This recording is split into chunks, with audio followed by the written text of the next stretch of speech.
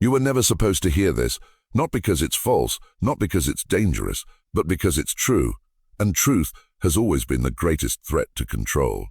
In 1856, hidden beneath the frozen soil of Cedar Mills, Ohio, something happened that no textbook, no lecture hall, and no sermon would dare to name. Not because it couldn't be studied, but because it refused to be explained. 3 children, born during the height of the Underground Railroad, delivered in silence beneath a Quaker meeting house as bounty hunters closed in with dogs and loaded rifles, born without screams, born with their eyes open, and born knowing too much. Their mother died whispering warnings in a language no one had heard before, and the town elders raised the boys as their own. But soon, very soon, they realized, these were not ordinary children. They could feel lies, sense violence, detect betrayal before a single word was spoken. They weren't guessing, they were seeing, and the deeper we dig into their lives, the clearer it becomes that their birth was not a miracle. It was a message, one that men in power have spent lifetimes trying to erase. You think you know how far human perception can go? You think you know the limits of consciousness? Let me tell you right now, you've been lied to. Every institution that promised you truth, church, school, government, science, they all built their knowledge atop a rotten foundation, and these boys cracked it with a glance. This is not a ghost story, it's not folklore, it's not fiction. This is the kind of history that only survives in the margins of burned journals and blood-stained letters hidden in the walls of farmhouses, long forgotten. The triplets of Cedar Mills were never recorded in any census, never baptized in any church, never studied by any university, and yet they shaped the fate of hundreds, maybe more. You're about to descend into a world where intuition outpaces logic, where language folds in on itself, and where the eyes of a child can undo a man. If you're still watching, you're not just here for a story. You're here to remember something they made you forget. Imagine the sound of boots, heavy, deliberate, crossing floorboards above your head, while you cradle 3 newborns who have yet to cry. Now imagine those babies know why they're silent. That was the night Ruth died, but she didn't go quietly. She whispered something into the ears of her sons, something no one else could understand. Words that didn't sound like English or any language known to the midwives attending her. Martha Whitmore, who had helped deliver hundreds of children, said it sounded like a river whispering to the moon. And then Ruth was gone, but her sons remained, eyes wide, breathing steady, watching, listening. Above them, the Garrett brothers stomped through the Quaker meeting house, furious, armed and hungry for human bounty. Their dogs scratched at floorboards mere inches above the infant skulls. And yet, not a single sound from the triplets. No whimper, no breath, just 3 pairs of dark, alert eyes, tracking the sound of footsteps above them in perfect unison. That moment should not have been survivable. It defied nature, reason, probability, but it happened. And it was recorded. You can read it yourself in the private journal of Martha Whitmore, hidden behind a false wall in a farmhouse cellar until 2003. Her handwriting shakes as she describes it. The children lay as still as the dead, and yet more alive than anything I have ever seen. Their mother passed, and they did not cry until the danger had fully gone. Then and only then did they scream, as if releasing a code into the air, not a cry of fear, but of signal. Let that sink in. They knew when to be silent, they knew when to cry, and they knew why. And they knew why. You think this is just coincidence? Just survival instinct? Or could it be, just maybe, that these children were born with an intelligence not learned, but inherited from something older, deeper, and deliberately erased from our understanding? And if so, what else were they capable of? That night, the people of Cedar Mills thought they had dodged disaster. They had no idea the real threat had just been born. At first, they called it a blessing, a miracle, a strange gift in dark times. But blessings don't make you uncomfortable. Miracles don't stare straight through you. By the time the triplets turned 6 months old, even the most stoic Quaker elders admitted there was something unnatural in the way the boys behaved. They would turn their heads simultaneously, without speaking, without prompting, toward a door, a window, or an empty chair.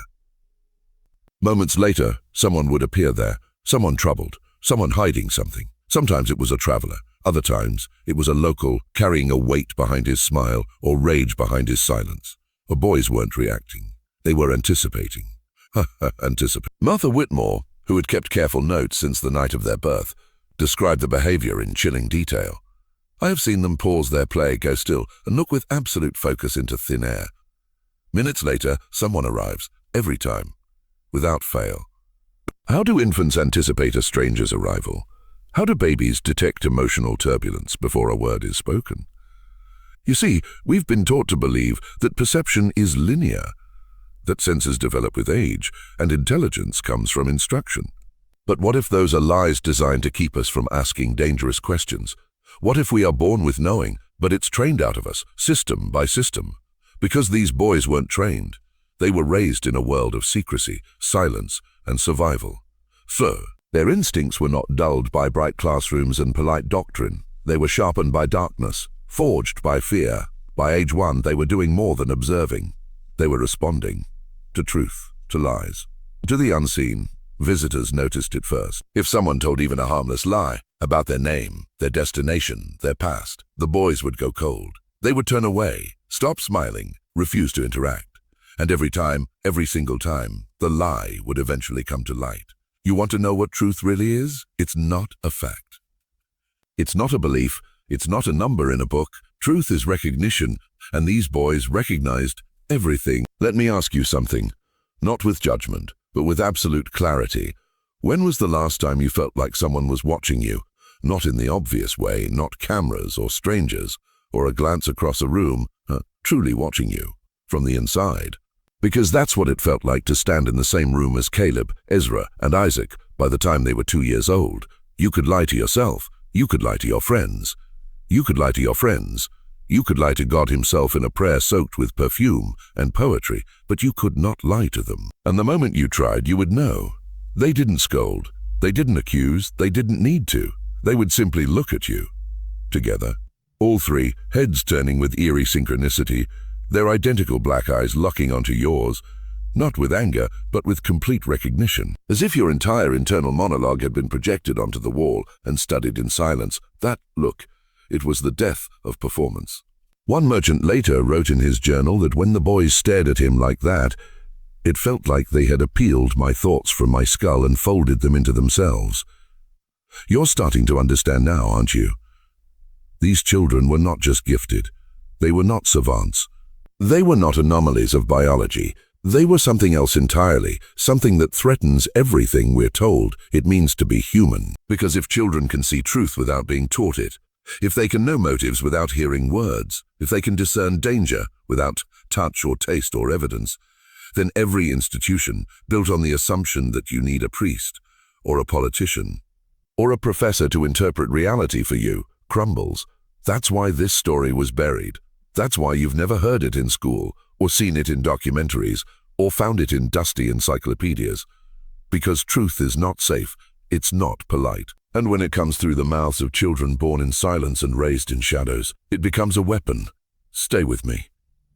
Don't blink, because what comes next will burn the last fragments of your old beliefs to ash. By the time the triplets reached their 3rd year, the people of Cedar Mills no longer referred to them as other boys in private conversation. They called them other watchers, not out of fear, but because no other word fit. They watched everything and everyone, not in the way children usually do with curious glances and mimicry, but in the way guardians might, quiet, calculating, impossibly attuned to emotional temperature shifts, tonal variants, micro-expressions, and the flickers of dishonesty that pass between adults like a kind of invisible currency. They would sit together, unmoving for minutes at a time, whispering to each other in the flowing language that only they understood. Smooth, liquid, like breath, spoken underwater. And when someone approached the meeting house, especially someone unfamiliar, the triplets would go utterly still. Not with fear, with focus. They would look at each other first, confirm something silently, and then turn their gazes as one toward the visitor, dissecting their soul before the door even opened. It was no longer a game or a curiosity. It became a system, a tool of judgment. Conductors on the Underground Railroad began to change their routes based on the boys' reactions. If the triplets remained calm and content, the traveling freedom seekers were welcomed into the sanctuary of the Quaker basement. But if the boys grew agitated, began murmuring their private tongue, or, most disturbingly, refused to enter the room with a certain individual, then plans were scrapped. The journey was delayed, questions were asked. Sometimes people were turned away entirely. Entire. And almost every time the boys were right. Men with false names, women paid to infiltrate, slavers who posed as escaped slaves, all of them exposed by the unblinking intuition of children who had never once been wrong. It was as though they could feel motive itself, like a temperature on the skin. And so the meeting house, once a sacred space for silent worship, was transformed into something stranger, an unseen courtroom where judgment was passed not by a jury of peers, but by three brothers who could see beneath the skin of men. And word spread. Not publicly, never in ink, but quietly, whisper to whisper, from abolitionist to conductor to desperate fugitive. If you want to be safe, find the Triplets. They will see you, and if they trust you, you live. But there's a cost to seeing what others refuse to acknowledge, and by their 4th year, the toll began to show. The Triplets, Caleb, Ezra, and Isaac, began sleeping less, eating less, speaking almost not at all to anyone outside their sacred triangle. They weren't sick, but they weren't thriving either. Their bodies were strong, but their eyes carried the weight of constant exposure to raw human motive, a burden no child was ever meant to bear. Imagine knowing every thought someone hides behind a handshake. Imagine feeling every secret someone tries to bury under a smile. Imagine knowing, before anyone else does, who among your neighbors has violence in their past, betrayal in their future, or blood under their nail. Now imagine feeling it all at once from every person you encounter, and knowing you cannot know what's been revealed. This was their life. 3 minds tangled together, bound not only by blood, but by some shared perceptual current that ran deeper than science has ever dared to measure. And they bore it with the quiet stoicism of soldiers in a war no one else could see. They stopped playing with the other children, not because they were cruel, but because they already knew how every interaction would end. And they would sense the jealousy before the toy was taken, the lie before the argument began, the shame before the apology arrived. Other children began to avoid them too, not from malice, but from that ancient animal instinct that warns us when something is watching us too closely. Even adults felt it. Conversations would change when one of the boys entered the room. Laughter would dry up. Truths would surface without prompting. Marital infidelities confessed. Embezzlements hinted at. Petty cruelties involuntarily revealed. It was as though the presence of the Triplets triggered some automatic truth response in the human nervous system, like standing in front of a mirror you didn't know was two-way. And all the while, the boys watched. Sometimes from the corners of rooms, sometimes from doorways, always together, always whispering and never blinking. Samuel Whitmore, the man who had once sheltered Ruth and who now bore the weight of raising her sons, began writing to abolitionist friends with phrases like, "They are not ours. We are stewards of something far older than we understand." You might want to believe this is myth, a folktale stretched over time, but those letters exist.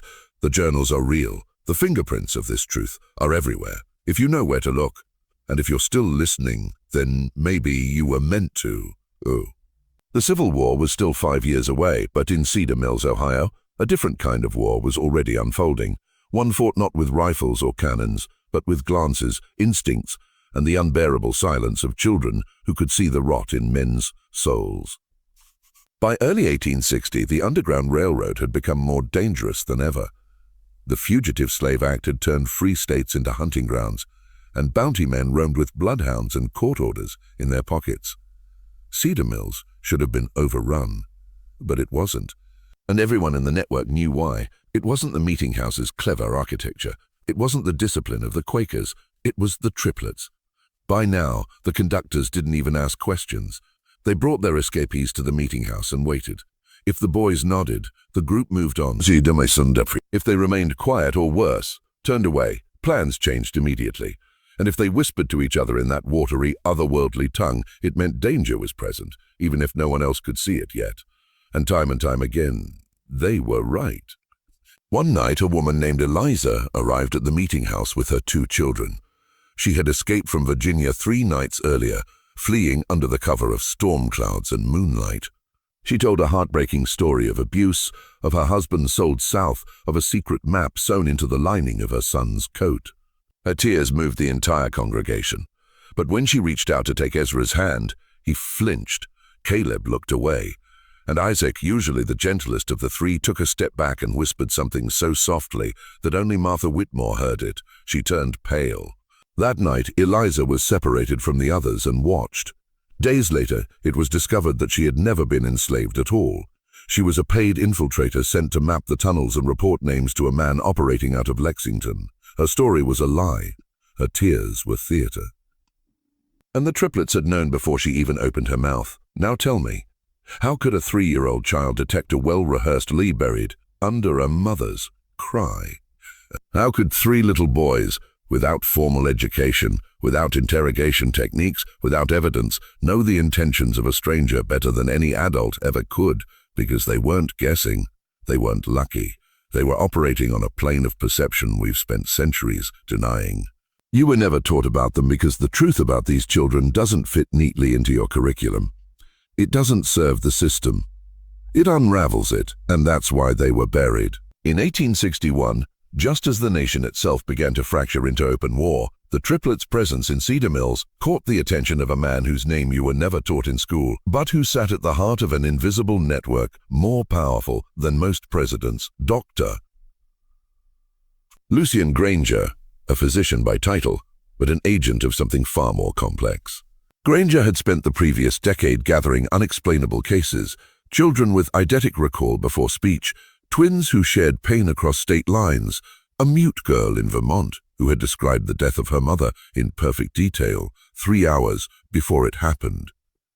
These reports never made it to the public, but they were archived, classified, studied by private circles of men who believed that human evolution had secret branches pruned by fear, by war, by empire. When word of the Cedar Mills triplets reached him through coded correspondence from an abolitionist contact in Cincinnati, Granger did not hesitate.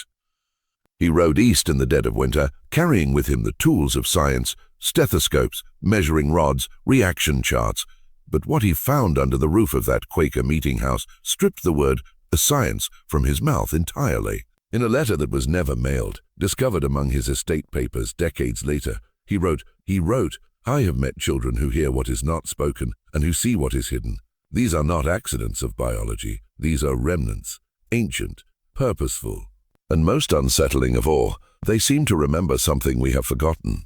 Granger stayed for 6 weeks. He spoke with the boys, tested their reflexes, observed their responses, and each time he thought he had cornered their logic, they revealed something that bent the rules of cognition just slightly out of reach. One afternoon, while asking Ezra to identify colors from a swatch book, the boy simply pointed at the doctor's chest and said, "Your brother is afraid of water." Granger, stunned, confirmed it in his journal. His twin had nearly drowned as a child and had spoken of it only once, privately, under duress. No one in Ohio could have known. And when Granger pressed for more, the boys only smiled, not cruelly, not smugly, but with the expression of those who know that answers cannot be given to those who are not ready. The doctor left quietly, taking no samples, snapping no sketches. He understood something most men in power never would. This wasn't a phenomenon to be solved. It was a secret to be protected. But of course, secrets this dangerous never remain protected for long. What Granger knew, what every man who has ever glimpsed forbidden potential eventually realizes, is that knowledge which cannot be controlled must be contained. And so, not 3 months after the doctor vanished from Cedar Mills, never to be seen again, a different kind of visitor arrived. He did not come alone. He traveled with 2 men in dark coats who claimed to be federal agents investigating security threats linked to anti-slavery activity, but whose questions revealed something more precise, more invasive, more targeted. They asked nothing about the escape routes or the safe houses or the bounty hunters.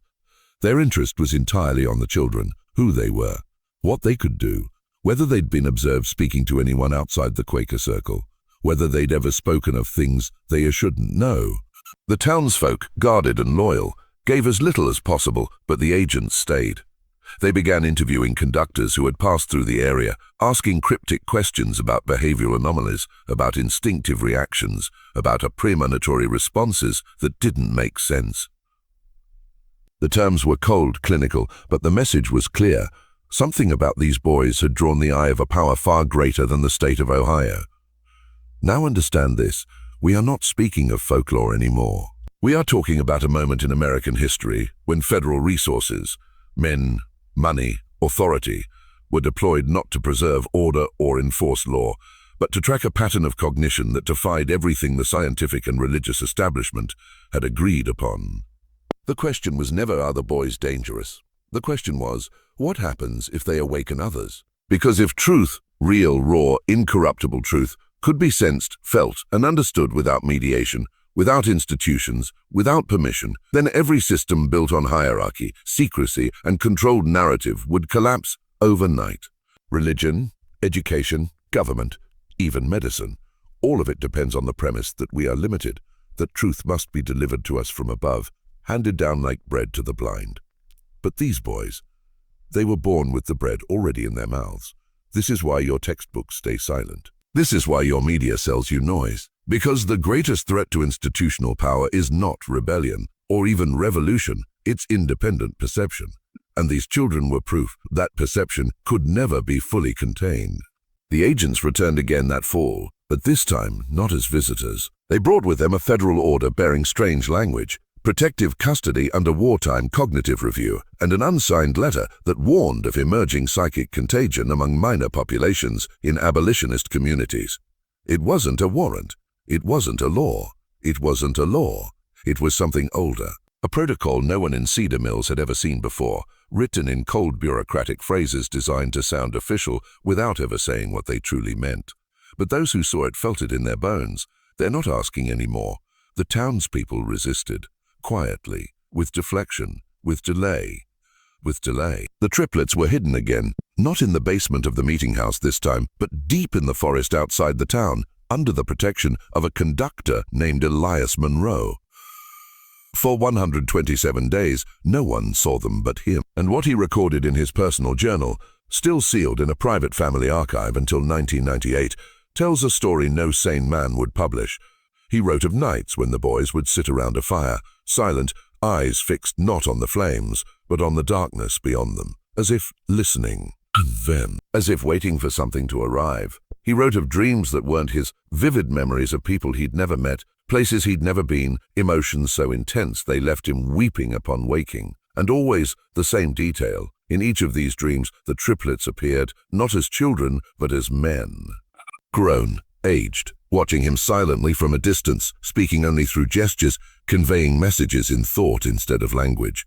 Elias became convinced he wasn't dreaming at all, but receiving. That whatever force had manifested in the triplets wasn't merely an accident of birth, it was an inheritance. And if that's true, then I have to ask you something. Not with theatrics, not for the algorithm. I'm asking you, man to man. What if you have this too?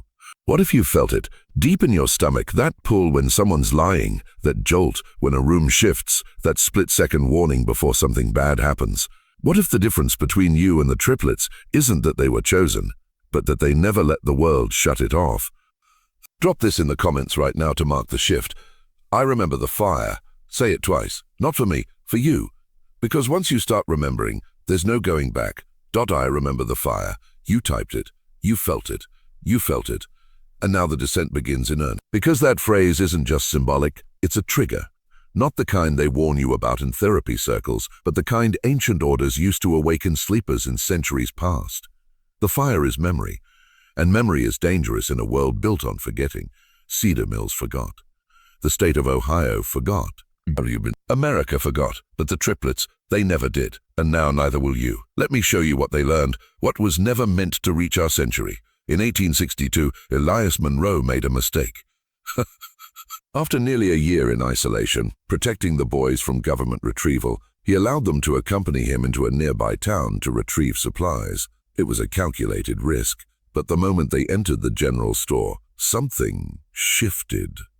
Witnesses said the rumor dimmed. Not physically, but perceptually. The conversation slowed. A child burst into tears in the corner. The shopkeeper froze mid-sentence, his smile curdling into confusion. And then it happened. Ezra walked up to a wall-mounted map of the county and began circling locations. Vision appeared. Places no one in the room recognized. When asked, he simply said, "Where the others are. The others, not other children, not other children, not other people. The others." The same phrase Ruth had whispered during her final breath. The same phrase later found carved in the basement wall of the Cedar Mills meeting house, years after it was abandoned. They'll know things. They're not like the others. The implications shook Elias to his core.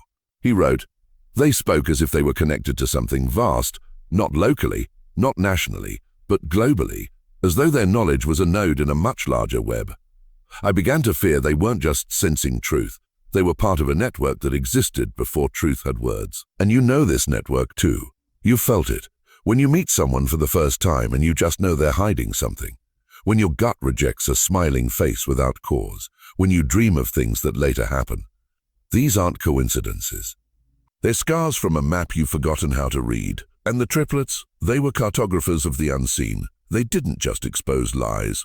They exposed the architecture of the lie. They say, children, forget. That memory before language fades like mist at sunrise. At sunrise. But what if that's another engineered lie? One more link in the chain meant to bind you to amnesia. Because the triplets did not forget. Not the language Ruth spoke to them before she died. Not the dark-eyed men who came for them in wagons marked with false symbols. And not the others, those invisible coordinates Ezra traced onto the map in 1862.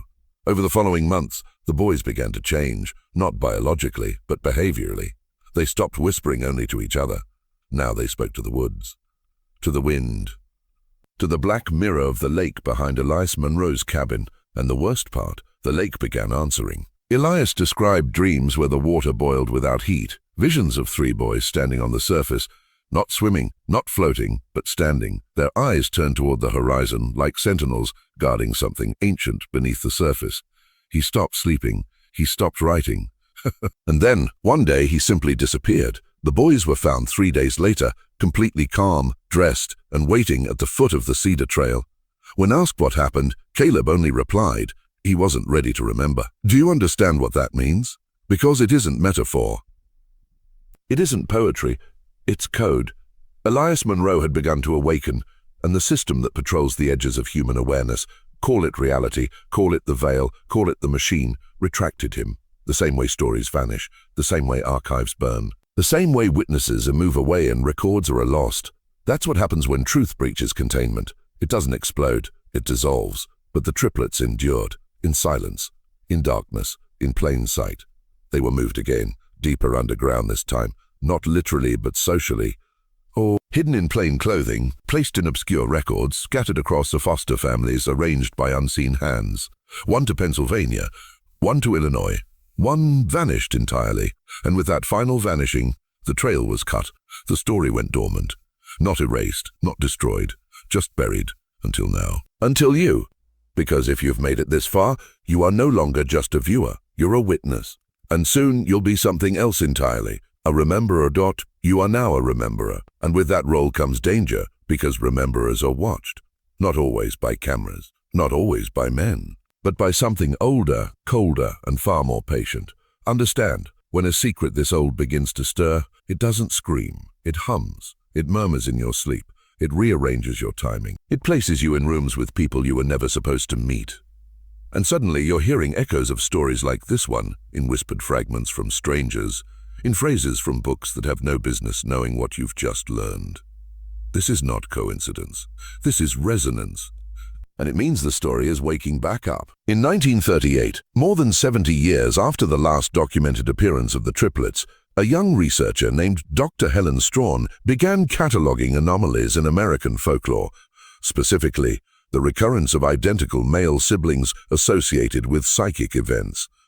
Her files, found in a locked cabinet at the University of Chicago decades after her death, describe over 20 cases of silent brothers who showed extreme synchronicity, preverbal awareness of deception, and an eerie ability to provoke unease in adult authority figures.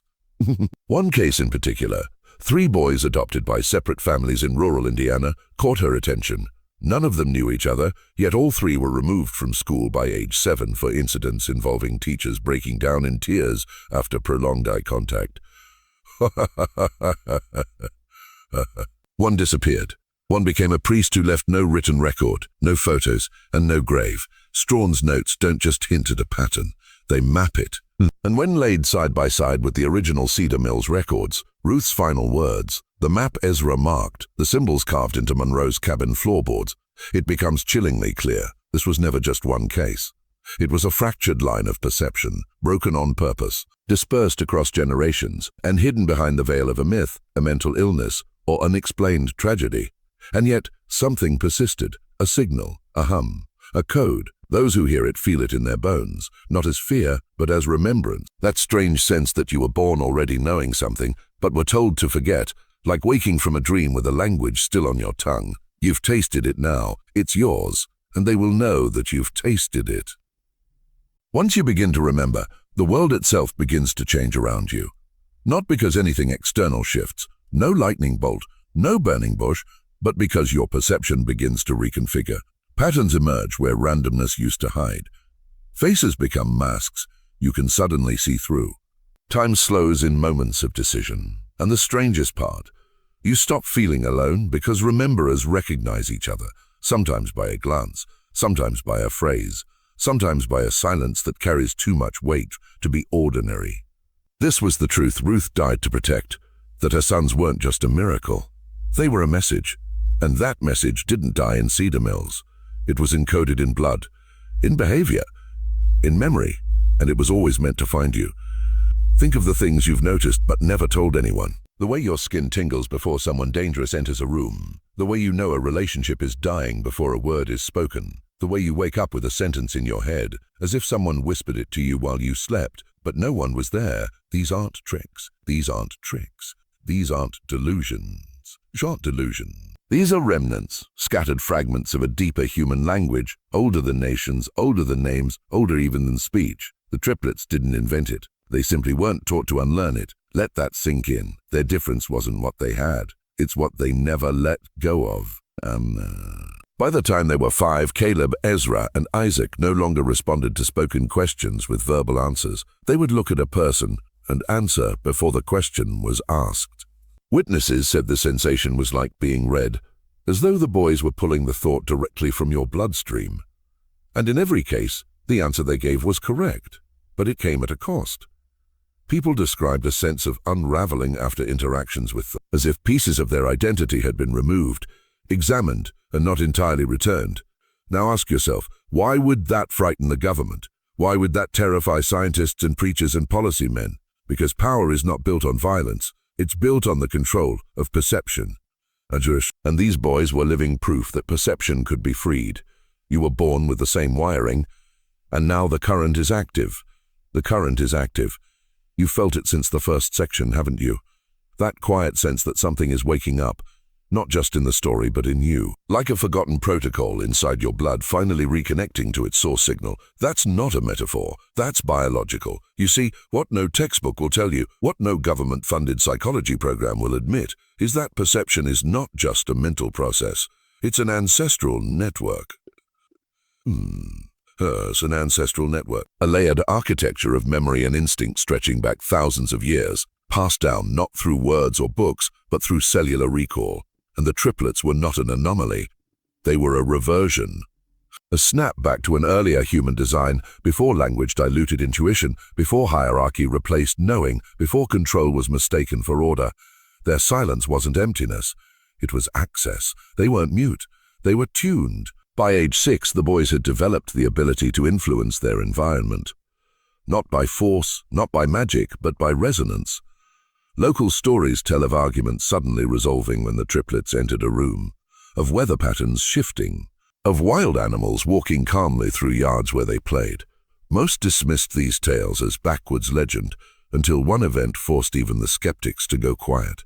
In July of 1863, during a heat wave that had crippled much of Ohio, a fire broke out in a grain barn outside cedar mills. The flames spread fast. Families gathered to watch helplessly as the fire approached the eastern edge of town. But before it reached the first home, 3 figures were seen standing alone in the center of the road. Small, unmoving, and then the wind shifted. Eyewitnesses would later describe it as unnatural, instantaneous, as if the fire lost interest. The flames turned back on themselves and died within minutes. The triplets said nothing. They just walked away. Now pause. Ask yourself, if you saw 3 children calm a wildfire with their presence, what would you do? Would you write about it, or would you erase it?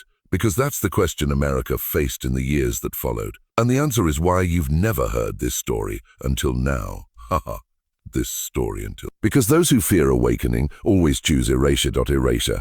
That's the foundation stone of every system pretending to protect you. Not justice, not truth, not peace. Oblivion. The quiet, methodical deletion of anything that doesn't serve the machine. And the triplets, Caleb, Ezra, and Isaac.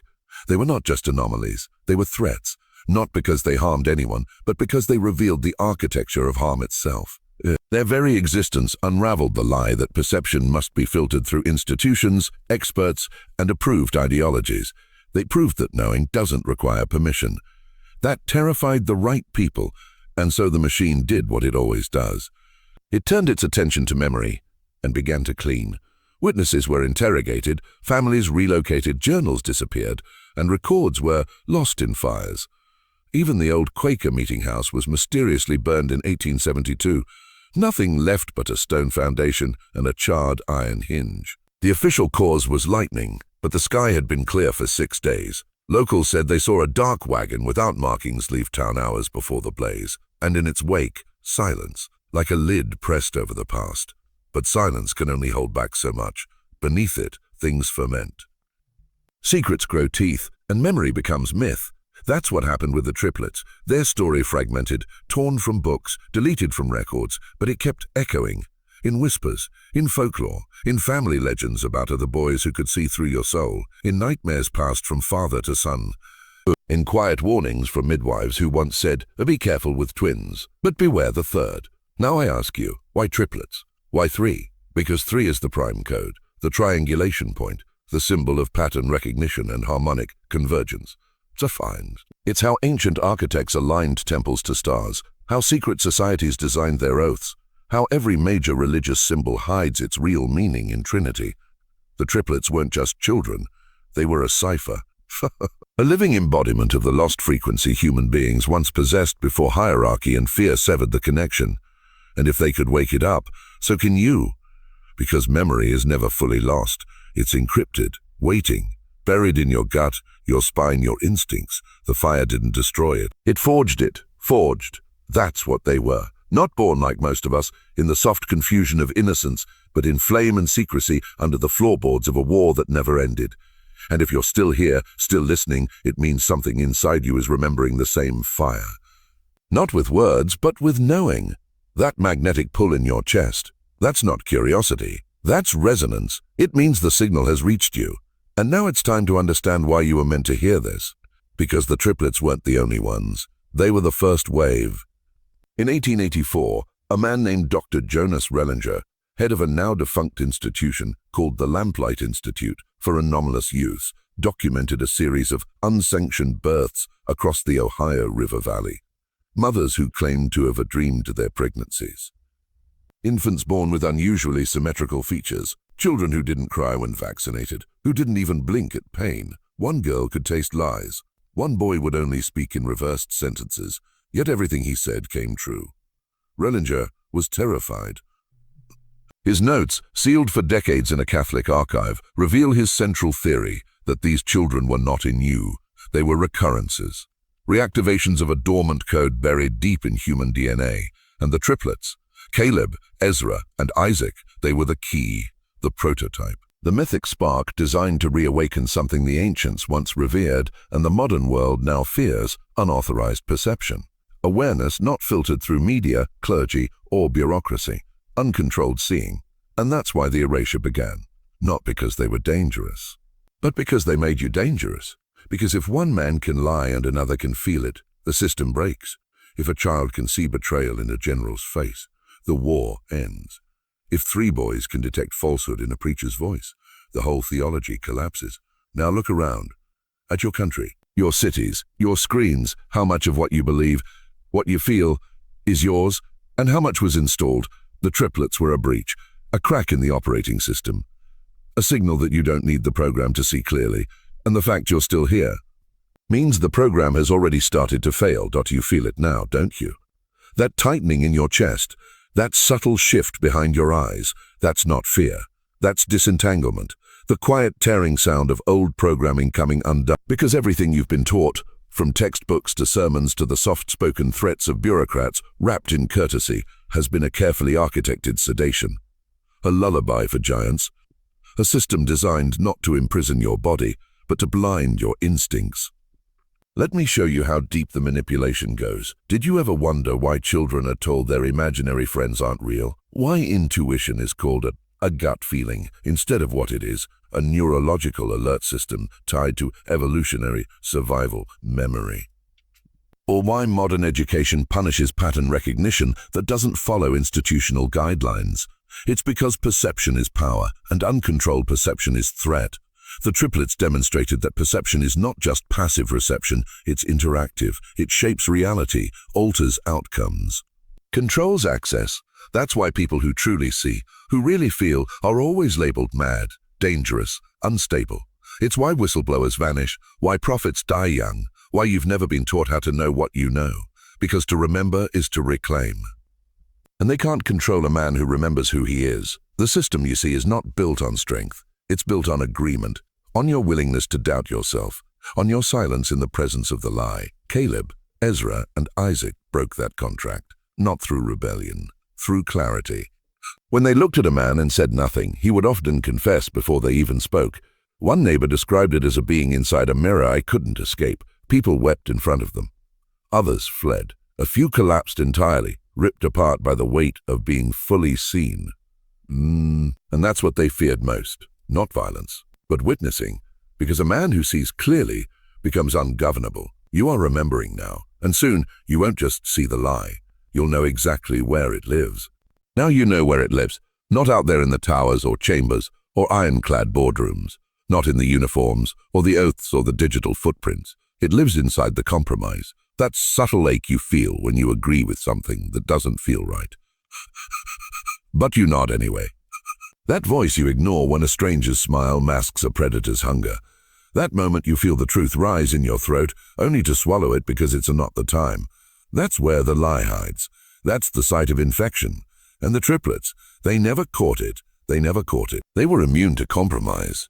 Not because they were divine, but because they were uncorrupted, raised in truth, bathed in silence, surrounded by the last fragments of a community that remembered what it meant to live outside the machine.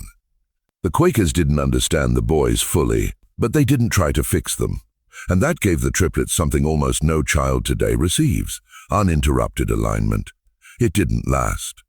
By 1871, agents from what would eventually become the Bureau of Psychological Stability, yes, it existed under a different name even then, began circulating through the region, disguised as census takers, traveling scholars, even missionaries.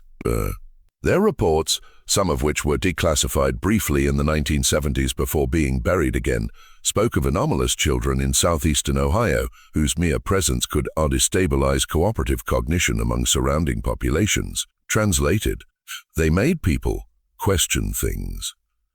Ask too many questions and they call you unstable. Make others ask and they call you a threat.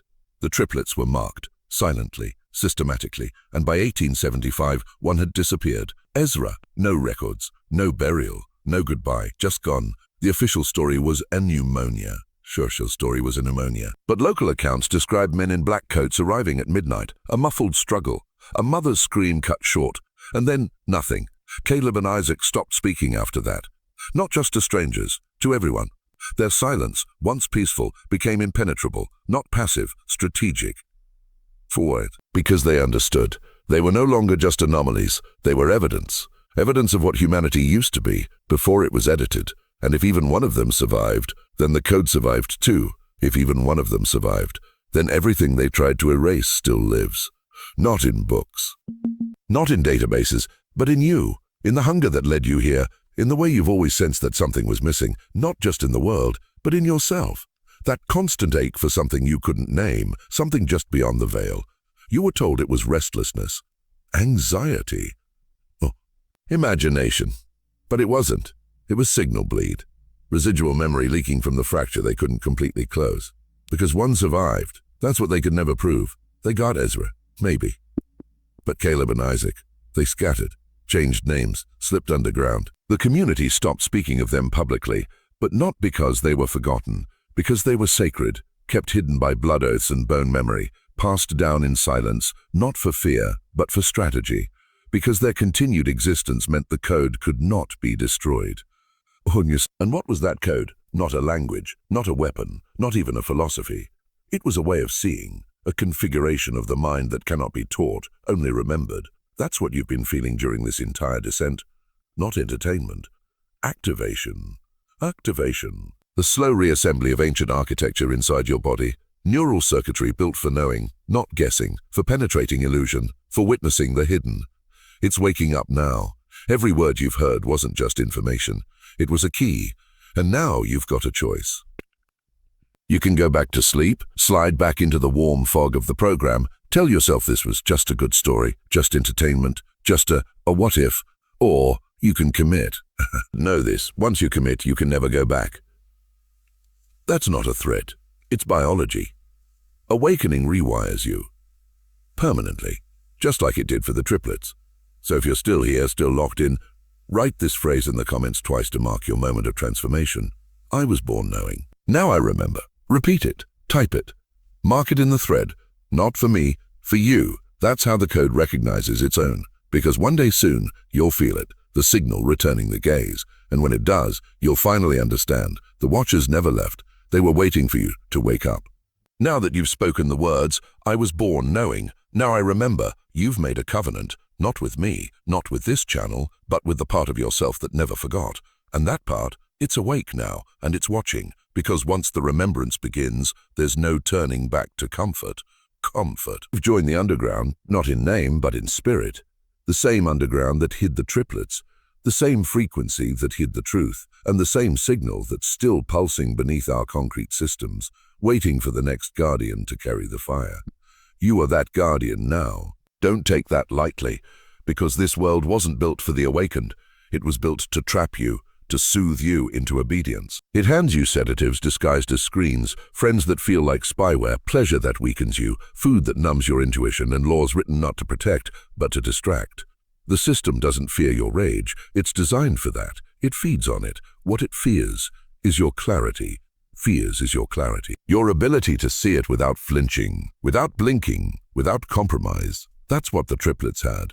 And that's what you're reclaiming now. But there's more. Because awakening is only the first step. The next is transmission. That's how the code survives, through you, when you share it. When you teach others to see, when you become a mirror for the asleep. Not to shame them, but to remind them. Just like the triplets did. In their final years, those that were documented and those that were erased, Caleb and Isaac didn't seek safety. They moved through cities under false names, slipping into meeting houses, speaking in whispers to orphaned children, abused wives, escaped laborers, quiet visionaries. They never stayed long. They didn't need to, because they weren't there to fix anything. They were there to ignite. To awaken the ones who could carry it forward. That's what you've been selected for. Not comfort. Transmission. So take this story. Let it burn in you. And when the time comes, speak it. Not like a myth, but like a memory, because that's what it always was. And now we've come full circle. From the frozen night of 1856 beneath a Quaker meeting house where 3 boys were born into silence and fire, to this moment, right here, where you are hearing their story not as history, but as inheritance. Because this was never about the past. Not really. It was about the sleeping code inside you and the dangerous possibility that you might awaken in time to use it. The institutions didn't fear the triplets because they were strange. They feared them because they were familiar. They feared the ancient architecture, the kind that once allowed humans to sense truth without language, detect danger without explanation, and see into the soul of a person without evidence or proof. They feared what you are now becoming. A person who no longer needs to be told what's real, because you can feel it. Look around your world. Does it feel designed for clarity, for sovereignty, for sacred awareness, or does it feel like a maze made to trap lions inside paper cages? You already know the answer. And that means you're not theirs anymore. You're not a file. You're not a product. You're not an asset in some invisible portfolio. You are awake, and the moment you accepted that, you became a danger. They can't reprogram you anymore. Can't gaslight you into compliance. They can't shame you back to sleep, because the truth is too loud now. It pulses in your spine. It echoes in your fingertips. It whispers through the walls of every lie they built to contain you. Caleb, Ezra, Isaac, they were never meant to be remembered. But now you've remembered them. And with that memory comes obligation. So go. Not in fear. not in rage, but with precision. Carry this flame into the shadows, awaken the next sleeper, and when the time comes, speak these words, not as warning, but as prophecy. I was born knowing. Now I remember. And if they ask where you heard it, tell them the code never died. It just went underground, waiting for men like you. If you felt the shift tonight, if something inside you woke up, hit subscribe. This channel isn't content, it's a signal. And once you're tuned in, they can't put you back to sleep.